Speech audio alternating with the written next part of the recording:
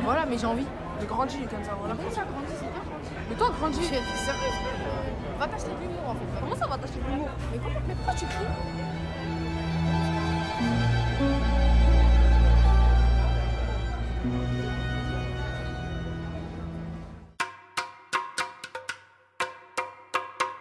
J'ai fait des études de lettres, de philosophie, de théâtre et de cinéma.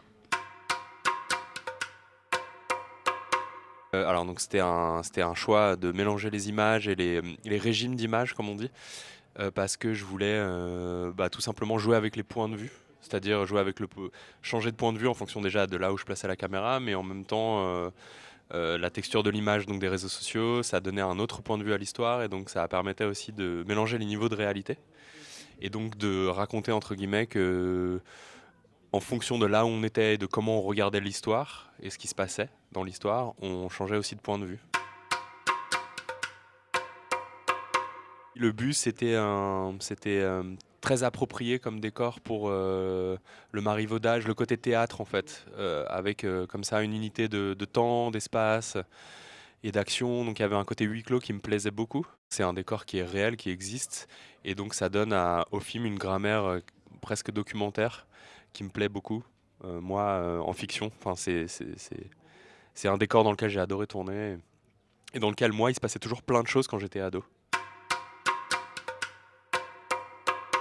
Je pense que ce que défend le film, c'est au-delà des genres, du virilisme, des techniques de virilité pour faire une bonne ou une juste déclaration d'amour. Je crois que le personnage et les personnages, ils font un voyage à travers la sincérité, les stéréotypes. Finalement, ils nous écartent de nos désirs et aussi la mise en scène de soi sur les réseaux sociaux nous perd un peu, enfin en tout cas perd là les personnages dans le film.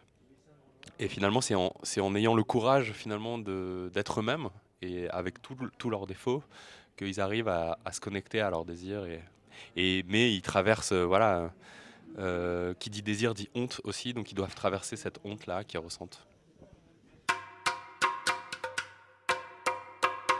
Bah, moi, j'avais mes personnages qui étaient très écrits, donc j'ai plutôt cherché des acteurs qui allaient pouvoir donner corps et vie aux personnages que j'avais écrits. Après, on a fait, je dirais, un mois de répétition ensemble, où on a fait comme une école de théâtre. Donc, on a fait du chant, de la danse, de l'impro. J'ai écrit des scènes en parallèle pour pas user le texte. On a beaucoup parlé des personnages et j'avais envie de travailler avec des jeunes qui avaient une intelligence émotionnelle, qui étaient matures. J'avais pas envie j'avais envie qu'on soit d'égal à égal et qu'il n'y ait pas de manipulation entre guillemets, que voilà, qu'ils soient fiers de jouer ce qu'ils sont en train de jouer, qu'ils aient envie de défendre le film aussi.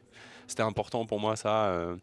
Aussi la façon dont ils allaient se réapproprier les thématiques du film, c'est-à-dire le virilisme, la honte, et qu'ils comprennent ce qu'ils sont en train de faire et qu'ils aient envie de le défendre. Enfin, en tout cas, qu'ils le fassent par eux-mêmes, quoi. Alors, l'amour, il est évidemment important dans le film parce que tous les trois personnages principaux, ils ressentent de l'amour ils ressentent de l'amour, ils ressentent un désir qui a envie de s'exprimer mais qui savent pas comment exprimer. Donc il y a cet amour-là entre le frère et la sœur qui est très conflictuel parce que sa sœur vampirise un peu son petit frère et en même temps elle n'arrive pas elle à se déclarer non plus, donc elle utilise un peu son frère comme jouet un petit peu et en même temps lui aussi il utilise finalement enfin il l'utilise pas mais en tout cas ça lui sert finalement que sa sœur lui mette un coup de pression parce que ça le fait sortir de lui, ça fait en sorte qu'il assume son désir. Et puis il y a le personnage d'Aïssa voilà, qui elle traverse l'adolescence en se posant plein de questions sur son identité. Et je pense que là, ce moment du film, ça joue comme un révélateur. Et elle cherche à comprendre ce qu'elle ressent, si c'est de l'amour, si c'est de l'amour amical, de l'amour affectif, de l'amour du désir. Et donc le film ouais, est pour elle un révélateur de ce qu'elle ressent. Et donc elle aussi, elle se jette et elle traverse ce désir-là et elle essaye de l'assumer. Et finalement, celle qui ne l'assume pas, c'est le personnage de Kenza. Parce qu'elle reste dans son rôle un peu stéréotypé comme ça et elle a peur d'aller au bout de son désir et d'assumer ce qu'elle ressent en fait. Angers, moi c'est mon premier film, donc je connais pas très bien le milieu des festivals, mais là ce que je vois depuis que je suis arrivé, je trouve que c'est un festival incroyable pour une raison particulière, c'est qu'on se sent vraiment accompagné et on sent qu'il y a une ligne éditoriale qui est mise en avant et on sent que nos films sont défendus, qu'on a vraiment qui nous donnent la parole et qu'ils n'ont pas pris des films pour les prendre parce que il fallait remplir une grille, mais que vraiment on est là pour une raison et qu'ils nous ont choisis, donc on se sent choisi en fait.